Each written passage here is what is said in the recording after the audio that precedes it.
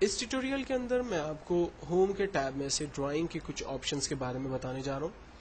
آپ کوئی بھی جب سلائڈ اپنے لیے سلیکٹ کرتے ہیں تو اس سلائڈ میں اپنی مرضی کے حساب سے نئے شیپس وغیرہ بھی کریٹ کر سکتے ہیں. فار ایگزامپل میں نے یہاں پر بلاک ایرو میں سے ایک سمپل ایرو ڈرا کیا.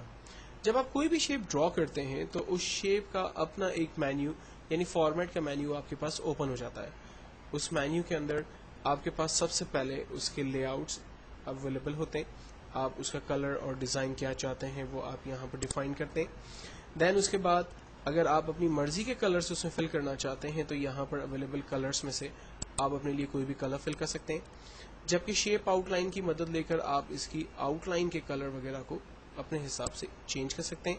اور اگر آؤٹ لائن کی تھکنس کو بڑھانا چاہتے ہیں تو آؤٹ لائن کی تھکنس بڑھا سکتے ہیں. آؤٹ لائن کے اسٹائل کو اگر آپ چینج کرنا چاہتے ہیں تو ڈاٹڈ اسٹائل میں اس کو کنورٹ کر سکتے ہیں.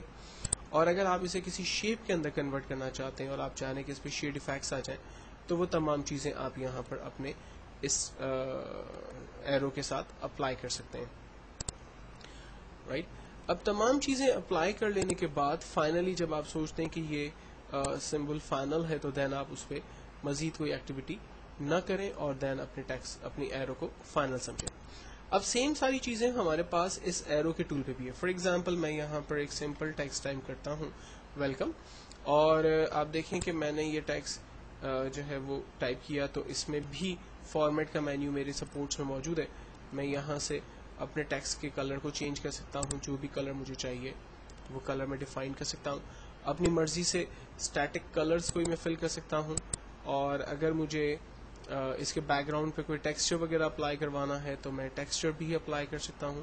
اگر مجھے کوئی پکچر اس کے بیک گراؤنڈ پہ ایڈ کروانی ہے تو میرے پاس اویلیبل پکچرز میں سے میں کوئی بھی پکچر اس پہ ایڈ کر سکتا ہوں. تو یہ ڈفرینٹ آپشنز ہمارے پاس موجود ہیں جو ہمیں شیپ فل کے اندر ملتے ہیں.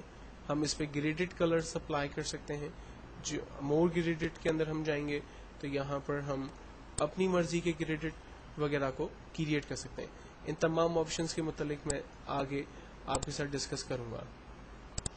سو فی الوقت ہم نے یہاں سے ایک کلر اپنے لیے چوز کیا اور کلر کی آؤٹ لائن اگر مجھے چینج کرنی ہے لائک تھک کرنی ہے تو میں ڈیفائن کر سکتا ہوں.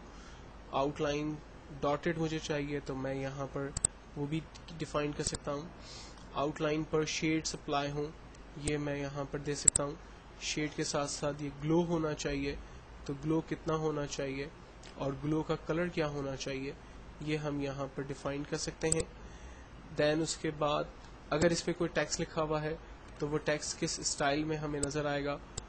یہ اسٹائل سم ورڈ آرٹ سے ریلیٹ ہے تو ہم یہاں پر ڈیفائن کر سکتے ہیں. اگر میں چاہوں کہ اس کے کلرز کو میں اپنے حساب سے چینج کروں ٹیکسٹ کے تو میں ٹیکسٹ کے کلر کو اپنے حساب سے چینج کر سکتا ہوں. اگر اس کی آؤٹ لائن کو مجھے چینج کرنا ہے تو میں آؤٹ لائن کو چینج کر سکتا ہوں. اور ٹیکسٹ کو اگر مجھے گلو اور اس پہ شیڈز وغیرہ اپلائی کرنے ہیں تو وہ تمام چیزیں بھی یہاں پر اس پر اپلائی ہو سکتی ہیں. فائنل ہو جانے کے بعد میں ہوم کے ٹیب میں دوبارہ آتا ہوں اور یہاں سے میں نیکسٹ ٹیکسٹ کی طرف کام کرنا شروع کرتا ہوں. ہمارے پاس نیکسٹ آپشن اویلیبل ہے send to back beginning to front. عام طور پہ یہ آپشن جو ہے وہ شیپ سے ریلیٹ بڑے کام آتے ہیں.